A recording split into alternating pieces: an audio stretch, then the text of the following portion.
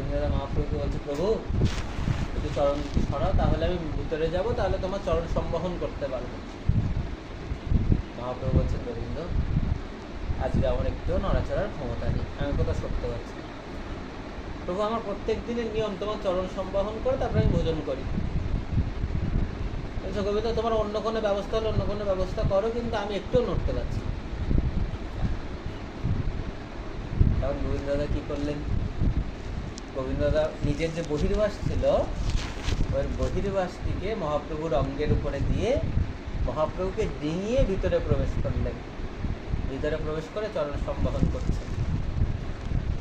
যে মাত্র চরণ সম্বহন করছেন, মহাপ্রভু নিদ্রা এসছে।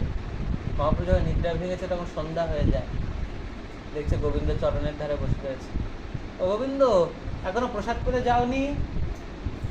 প্রভু আপনি তো দুয়ারে শয়ন করে রয়েছেন, কি করে যাব? বলছে, কেন, যেমন করে আসলে তেমন করে যেতে। বহির্বাসটিকে তো আমার অঙ্গের উপরে দিয়ে তো তুমি ডিঙিয়ে আমাকে আসলে, সেইভাবে তুমি যেতে। বলছে, প্রভু বহির্বাসটাকে তোমার অঙ্গের উপরে দিয়ে ডিঙিয়ে আমি এসছি কেন জানো তো? তোমাকে সেবা করার জন্য। আর তোমাকে সেবা করার জন্য যে অপরাধটা হলো, এই অপরাধে যদি আমার নরকে যেতে হয় তাতেও আমি খুশি। যে কারণ কি, আমি অন্তিমে প্রভুর সেবা করতে পেরেছি। কিন্তু যখন আমার ক্ষুধার জন্য আমি আপনাকে পুনরায় উল্লঙ্ঘন করে বা লঙ্ঘন করে আবার ভোজন করতে যাব, সেটা তো আমার আত্মসুখ। আর আত্মসুখে যেখানে আমি যাব, যে নরকে যাব, ওখানে তো আমার কর্মফল আমাকে ভোগ করতে হবে।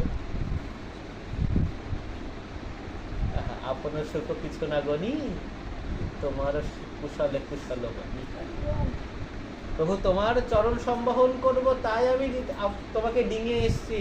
কিন্তু আমি আমার সুখের জন্য, আমার ভোজনের জন্য আপনাকে ডিঙাবো, এ স্বপ্নেও আসে না। এমন সেবক গোবিন্দ দাদা।